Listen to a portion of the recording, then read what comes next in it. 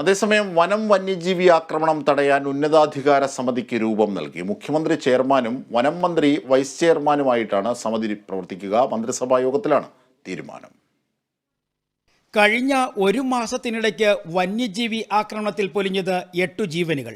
മലയോര മേഖലയിൽ കാട്ടുപന്നിയും ആനയും കൃഷി നശിപ്പിക്കുന്നത് മറ്റൊരു തലവേദന. ഇതിന് വേഗത്തിൽ പരിഹാരം കണ്ടെത്താനാണ് വനം വന്യജീവി ആക്രമണം തടയാൻ ഉന്നതാധികാര സമിതിക്ക് മന്ത്രിസഭാ യോഗം രൂപം നൽകിയത്. ജില്ലാതലത്തിലും സമിതികൾക്ക് രൂപം നൽകും. കളക്ടർമാരായിരിക്കും സമിതിയുടെ ചെയർമാൻമാർ. ഉന്നതാധികാര സമിതിയുടെ പ്രവർത്തനം സംബന്ധിച്ച തീരുമാനങ്ങൾ 2 ദിവസത്തിനകം ഉണ്ടാകും. റവന്യൂ, വനം, പോലീസ്, ആരോഗ്യ വകുപ്പുകളിലെ മന്ത്രിമാരും വകുപ്പ് ഉദ്യോഗസ്ഥന്മാരെയും ഉൾപ്പെടുത്തിയായിരിക്കും സംസ്ഥാന സമിതിക്കും ജില്ലാ സമിതികൾക്കും രൂപം നൽകുക. ആക്രമണമുണ്ടായാൽ ചികിത്സ ഉൾപ്പെടെയുള്ള നടപടികൾക്കും നഷ്ടപരിഹാരങ്ങളും വേഗത്തിലാകാൻ സമിതിക്ക് അധികാരമുണ്ടാകും.